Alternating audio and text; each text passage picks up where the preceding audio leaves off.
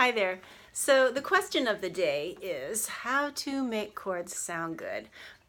This question came to me last fall when I was working on my first online music course, which is a beginner guitar course, and I invited questions because I had not actually planned all the lessons and designed the course yet. And so one of the questions from one of the students was, how do you make chords sound good? And I just think that's a great question because it's a hard one to answer. And I enjoy a challenge, and I've just thought about it the whole time I was making that class, and now still thinking about, I mean, it's a really long answer. But today, we did talk about that quite a bit during the course, and I'm going to talk about some of the main ideas today, which can be helpful. It's a lot of things that you might not hear anywhere else. So one of the big things to remember is that when we first start learning to play guitar, we have to develop coordination and brain pathways in order to get our fingers to do exactly what they need to do. We also have to develop some strength sometimes, flexibility. All these things have to develop. And I think a big stumbling block for adult beginners and teens on the guitar is once you're a teen or an adult, there are so many things that you've learned to do just by somebody explaining it to you, and then you understand how to do it, and then you do it. But playing guitar chords is not that way. Now, I realize you may have a friend or a relative, like maybe you were learning together. This is kind of difficult when this happens. Like your cousin was sitting beside you, and somebody showed you how to make a G chord, and your cousin made the G chord, and it sounded good. And then you tried to make your G chord, and it sounded like that. Well, that doesn't mean that you can't do it. That just means your cousin got a little lucky. Some people, most people have to work at it longer than that. I would say when new students come to me, about 10% of the time, I can show them chord shapes, or they may have already looked at chord shapes online or in a book, and they can make them sound good without too much trouble. But that is rare. It doesn't happen most of the time. Most of the time there's something that has to be developed first. So first of all, know that you can develop the ability to make your chords sound good. The main thing is that I said in the beginner guitar class, there's 3 steps. I mean, there's more to it than this, but these are really important and often forgotten. Step 1, put fingers on frets. Step 2, squeeze. Step 3, make a sound.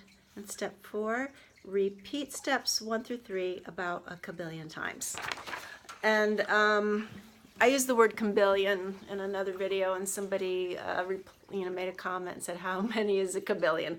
And I like that word because we don't know how many a kabillion is, but it sounds like a lot. And whenever we're learning to tell our fingers to do something on the guitar that is it's small, it's very specific, intricate, it requires coordination, it requires developing brain pathways. It takes a lot of times of doing it.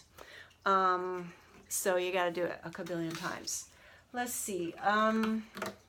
Okay, now here's some other great tips that help a lot, and these are things that are easy to overlook.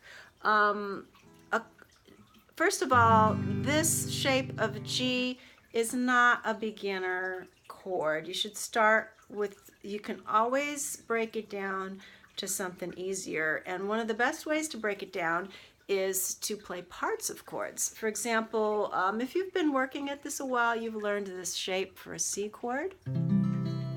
Well, you can also just play, if you're an absolute beginner, or this is great for young children, you can also see this C shape? I'm going to take away these 2 fingers and only keep this 1 finger. Second string, 1st fret. And then I'm just going to play 3 strings.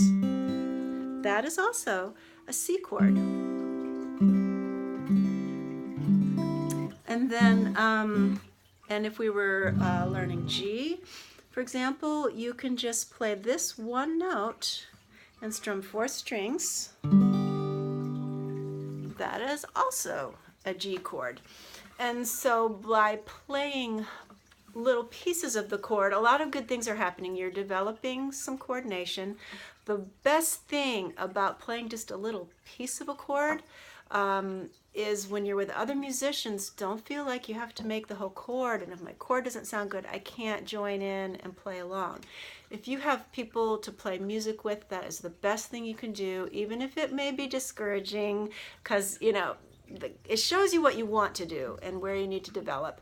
But the best thing is if you can participate in those chord changes. A lot of people are good at making their chords, but they don't know when to change. And when they ask, that's another good lesson I'm going to do, is how to know when to change chords.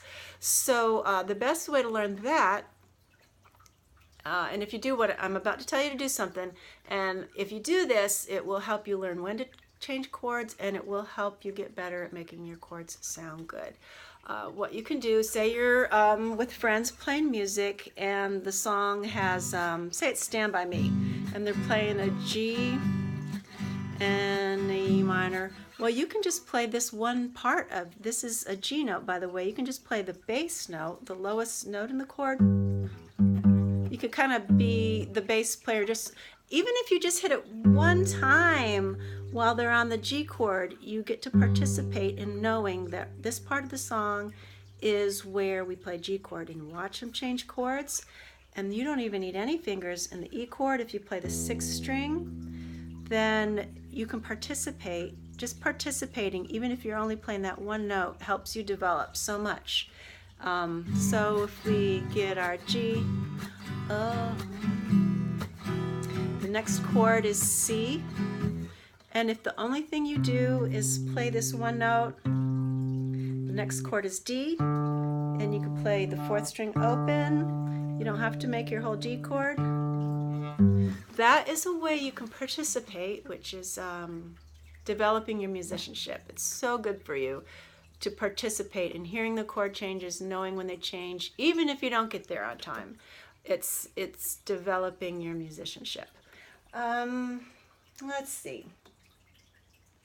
And then the other really big thing, I'm going to record another whole lesson about this, is this is the most difficult thing, I think, for beginning musicians to do, and that is you have to try to do, in order to learn to play music, you have to try to do something that you can't do.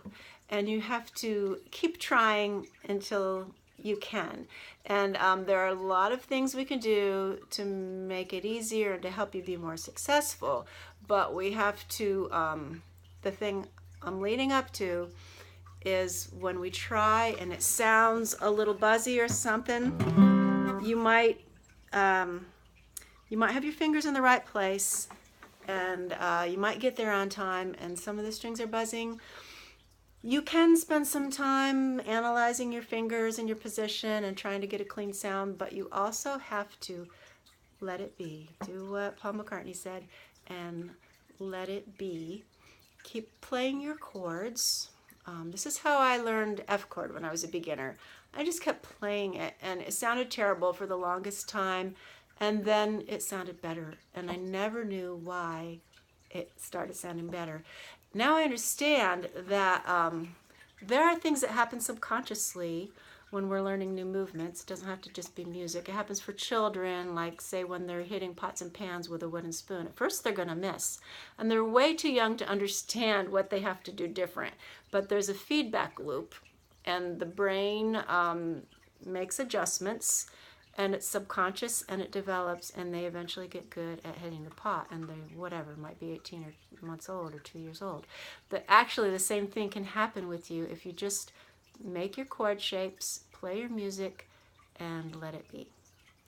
So comments and questions are welcome. This lesson is a result of a question, so you can help a lot by by asking questions. You can help a lot by sharing and liking this video. If you're interested in the beginner guitar course, please go to www.everyonecanjam.com and sign up for my email list. When you do that, you'll get a link to my instruction page. There's some free instruction there, and there will eventually be information there about any courses I develop. It's a work in progress. So if you watch this 5 years from now, there'll be a bunch there. Right now in February of 2019, there's a little bit there. But your participation helps a lot. And let's see. I guess that's it for today. And have fun, letting it be and making chords, fingers on frets, and you will get there. You can do it.